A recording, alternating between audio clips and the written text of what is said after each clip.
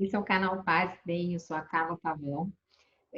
Primeiramente, vamos dar um oi aí para a comunidade do canal, para a comunidade da Pós TV 247. Esse é o Mulheres e Mitos. E no dia de hoje, nós vamos conversar com a Fernanda Carlos Borges, que conduz esses vídeos, sobre os fios do destino. Então, tudo bem, Fernanda? Tudo bem. Os fios do destino é um dos melhores mitos, uma das melhores imagens construída, né, em vários mitos do mundo. Então, esse assunto de hoje eu acho que ele é especial. Todos são interessantes, mas esse é especialmente interessante para o meu gosto. E aí, então, é ele que a gente vai trazer. Eu também queria convidar vocês, antes da gente continuar, para visitarem e se inscreverem, acompanharem o canal Filosofia em Movimento, onde a gente posta outros vídeos com outras pessoas sobre outros assuntos também. Tá. Vamos lá. Então, para tocar essa questão dos fios do destino, das deusas do destino, das tecelãs sagradas, das fiandeiras do destino, eu vou abrir aqui um trechinho de uma pesquisa que eu fiz quando eu fiz o pós-doutorado na Unicamp, em Artes do Corpo, que lá eu tenho uma lista de várias dessas tecelãs sagradas.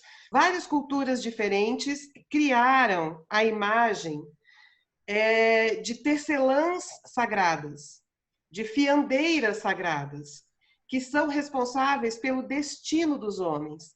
Então, a ideia de que o nosso destino ele é tecido, de que nosso destino passa por um tear, ou que passa por um processo de fiação, né? De produção de um fio, que é o fio da vida. Então, essa imagem, eu acho ela é muito bonita e ela é muito poderosa, e estas deusas, ou estas entidades do destino, são mulheres, não são homens. O que eu acho mais interessante ainda. Então, por que elas são mulheres, né? A gente já vem falando em todos os outros vídeos um pouco sobre isso. Porque essas imagens, essas representações destas mulheres estão sempre relacionadas a uma compreensão da vida no corpo, na materialidade, e que na filosofia a gente chama na imanência, ou seja, dentro do tempo, dentro das mudanças da matéria, dentro das mudanças do corpo, dos corpos, que é conectado sempre com o ambiente, com a natureza, com a cultura, e um imaginário que tem a ver com este lugar. Por que isso é especialmente interessante? Porque o patriarcado criou um espírito muito autoritário. Então, olhar para esse mundo do corpo, tentando se resolver na vida, encontrar um destino, fazer o seu caminho, é o grande desafio nosso nesse momento de superação de um patriarcado autoritário. Bom, aí, então eu vou abrir aqui um trecho desse texto, desse relatório, dessa tese, dessa pesquisa. Então, elas são as fiandeiras, né, ou tecelãs sagradas, que fiam o fio da vida e tecem o destino dos homens, tá? Aí agora eu vou dizer algumas aqui para vocês. Então, os gregos tinham as moiras, que depois eu vou falar um pouco mais delas, que elas eram fiandeiras. Os romanos depois tiveram as parcas, e parca vem, né, da palavra parere, que quer dizer parir, dar à luz, né?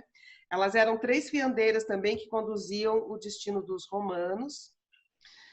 Aí tem, de novo, três dessas deusas ou dessas entidades divinas também no candomblé de origem africana, que são as Iami Ossorongá. Aliás, na tradição, dizer esse nome não é bom, então eu peço licença para dizer, porque elas são muito poderosas, que elas são conhecidas como as Senhoras do Pássaro da Noite. Acho muito lindo, Senhoras do Pássaro da Noite. Desculpa que eu citei o nome, peço licença. Aí, os nórdicos tinham também essas fiandeiras, que são as Nornas, que eu acho elas incríveis, também são 3 fiandeiras gigantas, que também são responsáveis por essa tessitura, né, do destino dos homens. E elas são tão antigas também quanto as moiras, são muito antigas, as Nornas, especialmente, E elas nasceram juntos com os primeiros deuses da criação, dentro desse universo do pensamento nórdico. São os vikings, né, que a gente fala hoje. E entre eles tem uma deusa que eu acho muito linda, que ela se chama Frigga. E ela é aquela que ama. Ela não é uma fiandeira, quer dizer, não é aquela que faz o fio, mas ela é uma giganta e ela é uma tecelã. Então ela é uma giganta diante de um tear gigante e ela tece o destino de tudo, tece o destino neste grande tear. Então ela é a senhora do destino e também é aquela que ama. Eu acho lindo isso, ela ser aquela que ama. E aí, falando em aquela que ama, a Maria, dentro do universo católico, ela é a piedosa, né? Ela é aquela que ama, ela é a Madonna, ela é a É a mãe, né? Pietà, né? Na Itália é Pietà, né? Que eles falam até por conta disso, né? Oi? Pietà. Eles chamam de Pietà na Itália até, né? Exato, a Pietà, ela tem representações dela chorando de compaixão pelos homens, né? E existe uma representação, ela chegou já, a Maria, a ser representada com o menino Jesus, né, com o filho dela no colo, ao lado de um tear. Existe essa pintura. Em algum momento, alguém, nesses milênios, associou ela na representação, na iconografia, com um tear. Certo? Certo. E aí, existem outras. Aqui são as mais conhecidas, né? Mas existe, assim... No Egito, tinha uma grande deusa Tecelã também, que era a deusa Neith, com TH, protetora da tecelagem. Entre os maias tinha também uma grande tecelã, né, ou a grande fiandeira, enfim. Então elas são figuras muito conhecidas, certo? Mas esse destino, ele é tecido dentro de um determinismo, assim, o homem sabe o que vai acontecer com ele no fim? Então, aí vamos. Tá. Olha só. Então, agora focando as moiras dos gregos, que são essas grandes fiandeiras sagradas dos gregos. Elas fazem parte da primeira geração divina. O que significa elas fazerem parte da primeira geração divina? Significa que nem Zeus, depois, tem poder sobre as moiras. Elas sabem da duração da vida de Zeus, elas que determinam. Entende? Entendi. Elas têm total controle sobre a duração. Tá. Elas são fiandeiras, então não é exatamente o tear, mas é a produção do fio. O que é? Você pega um... Não sei se você já... Você já sabe? Você sabe como é que é feito o fio artesanalmente, né? Você pega, por exemplo, um chumaço de algodão, aí você vai enrolando aquele chumaçozinho, vai puxando o fio, colocando na roda, né? Vai girando, formando. Então, uma faz assim, tá? Uma vai fazendo assim com o fio. A outra vai girando na maquininha. E aí a outra vem e corta. É o tempo da vida, é o tempo da duração. No caso da Frigga, que eu gosto dessa deusa, que é aquela que ama, a Senhora do Destino, já é um tear. Então ela tece, ela faz uma tessitura. A mesma raiz de tear, a raiz de tear é tec, TEC, de onde vem também contexto. Então, tecer equivale à composição de um contexto. Então, a grande tecelã sagrada, ela é responsável pela produção do contexto dentro do qual nós estamos e do qual não podemos fugir. Isso é a regência do destino. A nós, no mundo moderno, ocidental, capitalista, a gente acha que o nosso destino é um destino de um indivíduo, que é como se fosse uma linha reta e que eu vou lá. Sim. Não. O nosso destino, ele é acontecido. O acontecido é tec também. Acontecido. nós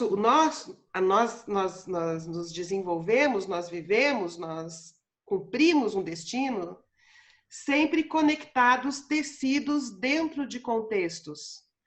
E esses contextos, e é dentro desses contextos que a gente cumpre um destino. No tear da grande deusa, no tear da senhora do destino, dessa Friga, a tecelã sagrada, a senhora, aquela que ama, certo? Mas é um destino com amor, né? Então, né? Sim, mas o fato de ter amor não quer dizer que não haverá sofrimento. Ah, sim, sim, mas mesmo quando você se refere, por exemplo, a Nossa Senhora, tem o sofrimento, mas tem o amor. Então fica encantador o destino, porque não tem quem passe pela vida sem sofrer, né? Eu não conheço. Aliás, o nosso sofrimento ele é potencializado quando a gente cria um ideal de como que a nossa vida deveria ser e esse ideal não é cumprido. Então, a gente sofre não apenas pelo que está vivendo, mas a gente sofre pela perda do ideal, daquilo que a gente acha que deveria estar vivendo e não está. Então, duplica o sofrimento e faz aquilo que o Nietzsche fala que é uma cultura do ressentimento.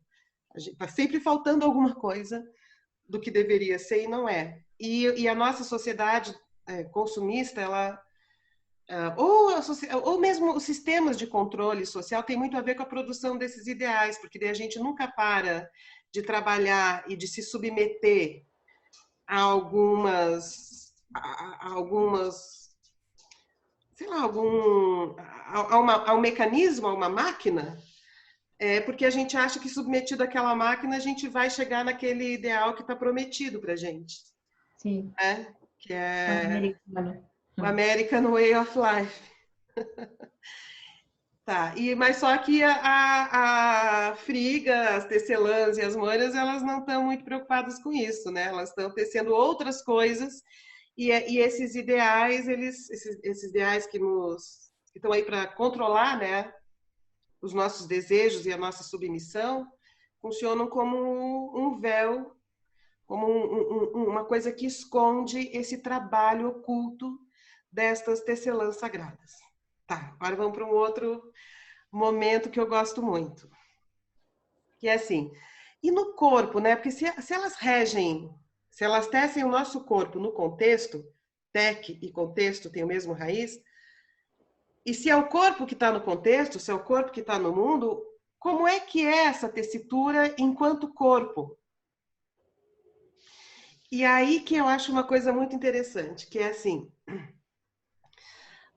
o que forma as nossas atitudes corporais, né, o que forma as nossas disposições, o que forma o nosso jeito e a forma como a gente se conecta com o mundo, é tecido por unidades motoras que conectam o cérebro aos músculos e aos tendões do corpo.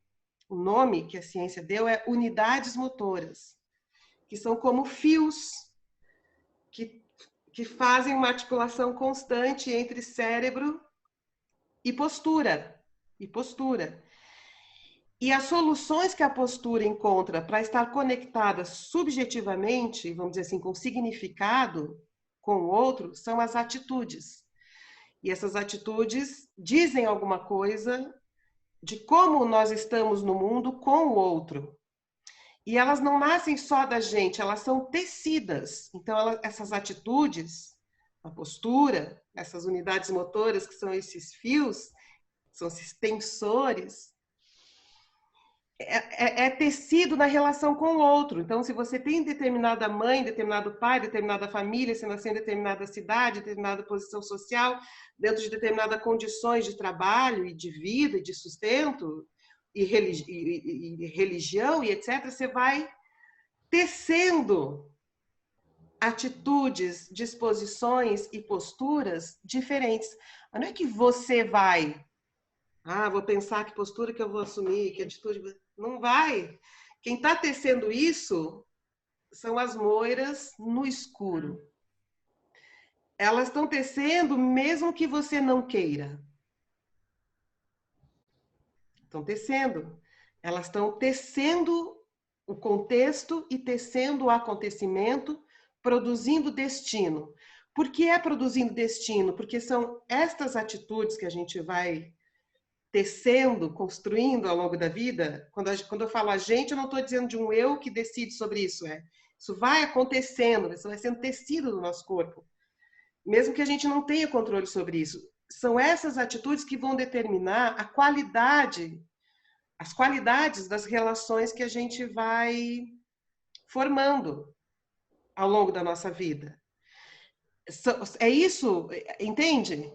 Ou que vai, por causa das disposições, produzir na gente inclinações, tendências, interesses e conexões diversas.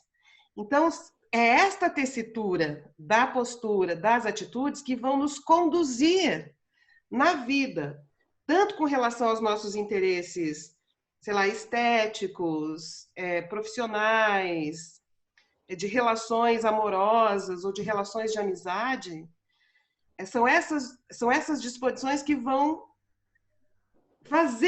conectar os fios. Por isso que a gente não se dá facilmente com todo mundo. Algumas pessoas, esses fios entrelaçam melhor, se compõem melhor numa tessitura. Com outras pessoas, a gente está diante delas e não sabe muito bem como agir, porque as disposições não se entrelaçam, não se conectam.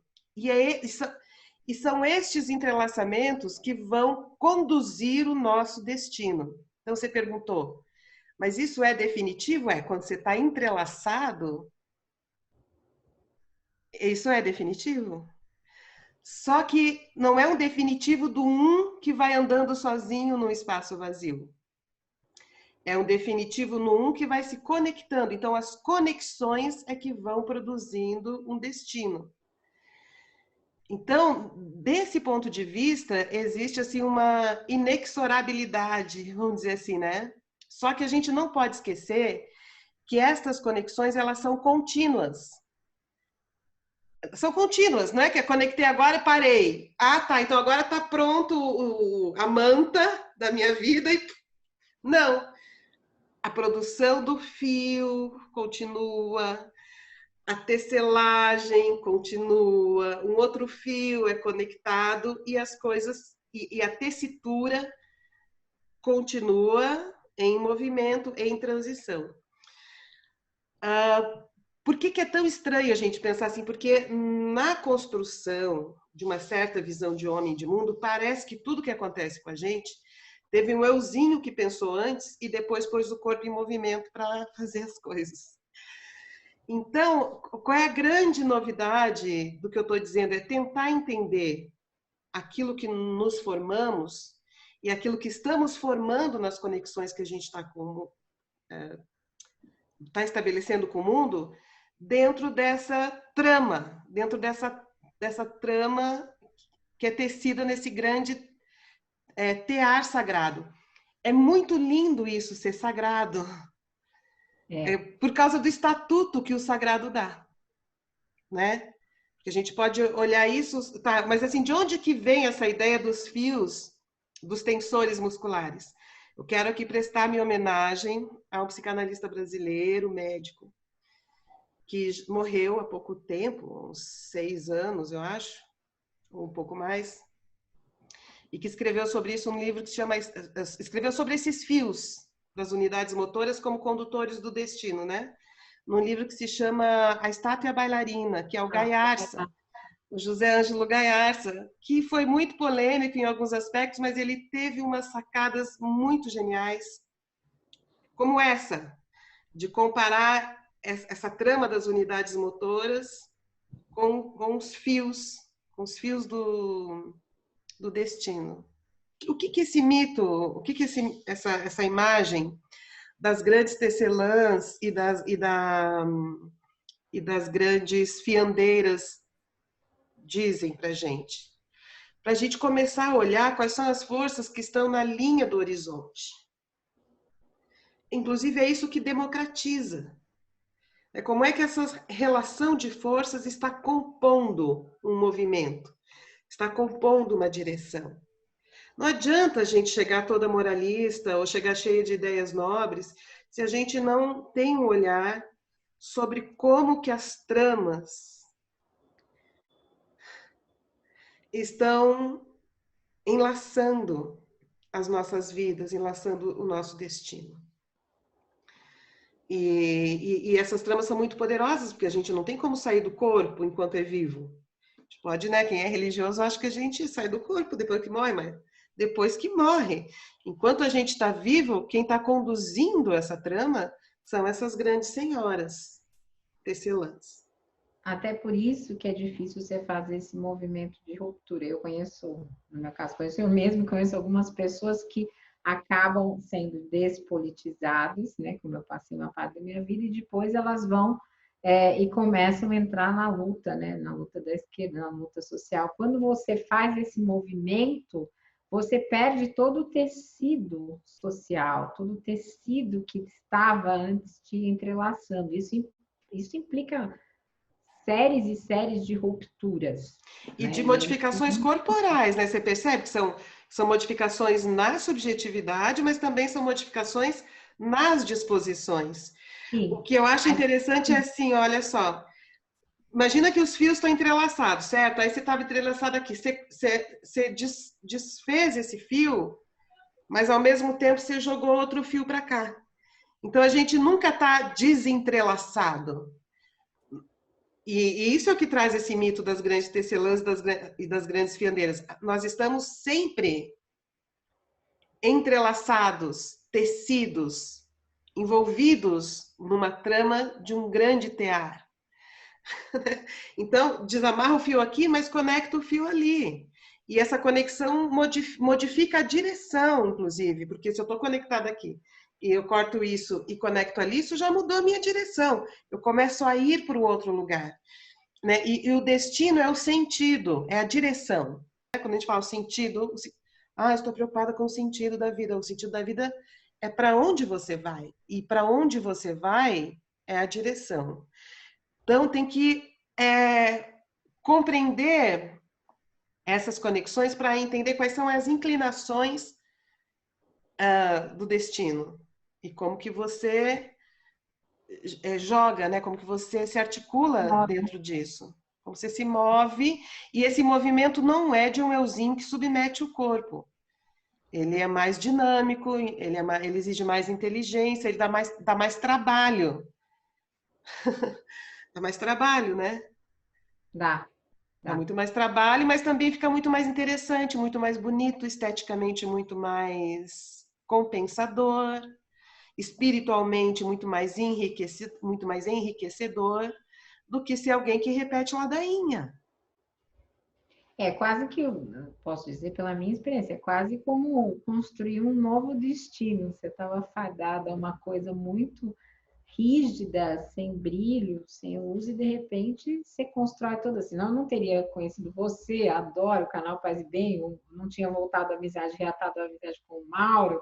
Enfim, foi quase como a fiação de um novo tecido, realmente de um novo destino. É a grande tecelã que está aí tramando o seu destino, Carla. Obrigada, pessoal. Obrigada, linda. Maravilhosa. Antes estava um pouco difícil, agora está bem melhor. E aí tem as irmãs das Moiras, eu quero falar um pouquinho dela, eu não queria terminar com uma coisa assim pesada, eu queria terminar com uma inspiração bonita, mas tem umas irmãs das Moiras que são as Queres, que também são três, mas elas são mais, né? É diferente das Moiras. As Moiras estão lá tecendo, urdindo, fazendo o fio, cortando, enfim, são as fiandeiras. As Queres, elas têm as unhas compridas, são mais bravas, são mais violentas, digamos assim, né? E elas estão associadas, e isso é muito importante até com relação ao que a gente está falando, a ideia de um destino cego. Que elas vêm, então essa ideia de um destino cego, então é só, tá, entende? Então, deixa eu ler aqui o trechinho, mostrar aqui o trechinho das Queres, quer ver, ó? As Queres, tá? Então, as irmãs são as Keres, são terríveis entidades femininas. A palavra Keres é originada de devastar, destruir. Então, elas são irmãs das moiras, mas elas não são as moiras. E elas estão associadas à ideia de destino cego. Elas eram terríveis, vestidas de preto, aladas e tinham umas unhas. Elas eram, assim, na representação, na iconografia, mais terríveis. Então, vamos lá. O que é destino cego? Você está cego quando você não vê o que te cerca. Então, é como se o mito dissesse assim, se você não observa o contexto, se você não observa a trama, se você não observa o que está sendo tecido, se você não observa as forças da situação, você é devastado por isso. Isso é um destino cego. Então, não adianta a gente pôr na cabeça um negócio e tratar da vida de uma maneira autoritária com relação ao troço que você colocou na cabeça como ideal, porque isso vai te cegar com relação às forças da imanência, com relação àquilo que está sendo tecido, composto, em movimento. E aí isso tudo vai te emaranhar. Então, é como se o destino cego fosse um emaranhamento, porque você não soube ter esse olhar sobre o horizonte que está sendo tecido, que está produzindo direções e que te obriga a ser mais um fio pondo esse grande tecido mesmo, né, em movimento, em construção. Então, você fica emaranhado, você fica... É quase um nó cego, né? Os fios vão... Forma um Por nó isso cego e você fica ali emaranhado e a sua vida, e aí a vida é destruída. Então, eles criaram essa representação destruída porque você não soube se articular, porque as pessoas não abriram o olhar para ver, para irem compondo, né? Irem contextualizando. Contextualizando, volto de novo. O tec de contexto é o mesmo tec de tear, de tecer, de tecido. Não foi contextualizando, então forma um nó, perfeito. Forma um nó, forma um emaranhado e a gente fica confuso, né?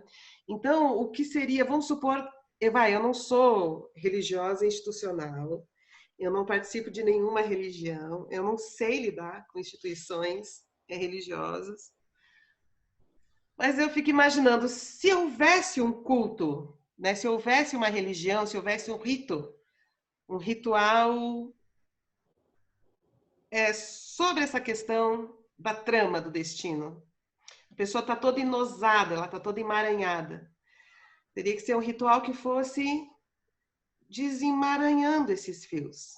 Desatando, Desatando esses fios, desfazendo esses nós e permitindo que a pessoa que está ali toda emaranhada pudesse, de repente, levantar o pescoço e ver. Desfazer um negócio e estar diante. Que permitisse que a pessoa fizesse novas conexões. Assim, essa coisa das conexões é muito importante. É uma nova conexão que, de repente, desemaranha um emaranhado antigo, um nó antigo, né? Se puxa um fio e esse fio vai desemaranhando alguma coisa. É um Entrar em pouco o que movimento... se faz na terapia, né? O próprio Gaiarsa fazia isso, né? Você conta que ele fazia umas perguntas que a pessoa parava e no que ela parava... E o trabalho de corpo visava isso, visava modificar essas disposições que foram tramadas por um passado e que estavam empurrando as pessoas para um destino cego. Você tinha isso, abrir os olhos, ver, que é o que eu estou falando até agora, na linha do horizonte, e modificar as disposições que te deixam presa num destino cego e que nos impedem de ver com um pouco mais de amplitude, com um pouco de maior clareza, essas composições em movimento. Composições do passado, que, né, tem a ver com o passado, com o presente e com o futuro, porque é isso que produz uma direção na nossa vida, né? Por mais que a gente não saiba. Né? Legal. Enfim, perceber que o que é muito interessante é que esses seres, né, não são regidos pela luz forte do sol, ou seja, aquilo que a gente tem controle, né? Ela tem um movimento que acontece na produção das nossas disposições, das nossas atitudes e do nosso desejo, do nosso destino, que não está sob o nosso controle total. Não está. Então é bom que, de novo, vem a questão do Dionísio que eu falei, né? Como é que a gente se encontra com essas forças que não estão sob o nosso controle, não para que a gente elimine elas, mas para que a gente se concilie com essas forças, a gente dialogue, aquilo que na gente é um eu consciente, dialogue com aquilo que no corpo é uma produção inconsciente. Como que a gente acompanha isso de alguma maneira? Entende? Quando eu falo a gente, é esse eu que diz eu sei. Mas tem outro eu na gente que não sabe. E que está montando a gente tanto quanto eu sei. O eu não sei também está montando a gente. Então, como aproximar, de alguma maneira, essas coisas, né? Essas instâncias do eu, vamos dizer assim. E aí, então, para terminar o vídeo, eu queria ler esse trechinho aqui, ó, que é do livro A Filha da Fortuna, da Isabel Allende. Olha, só de pôr o textinho na minha frente, eu já fiquei emocionada. Esse livro é lindo. Tao Xian, que é um personagem do livro, em chinês, tinha de admitir que se sentia amarrado a Elisa mediante fios infinitos e delgados, fáceis de cortar um a um, mas, pelo fato de estarem entrelaçados, os fios haviam se transformado em cordas difíceis de serem cortadas. Fazia poucos anos que se conheciam, mas já podiam olhar para o passado e ver que o longo caminho, cheio de obstáculos, já haviam percorrido juntos. Legal. Ou seja, ao caminhar junto, eles foram entrelaçando esses fios que ficaram tão fortes que agora parecem cordas. Bonito. Que os deixam então comprometidos e, enfim, cumprindo um destino juntos. E isso é assim com muitas coisas na nossa vida, com os filhos, com relações muito importantes, tanto com pessoas como com trabalhos, com coisas que a gente cria e gosta, né? Que sempre envolve outras pessoas também. Legal. Tá bom, querida? Vamos Então, tá transformar o bom. nosso fio numa corda. Vamos. Vamos transformar numa corda bem forte e com a nossa comunidade aqui também. Então, Isso, vamos transformar os fios dessa comunidade em cordas muito fortes. Legal. Paz e bem, gente. Paz e bem. Paz e Beijo. bem, obrigada. Um abraço, tchau.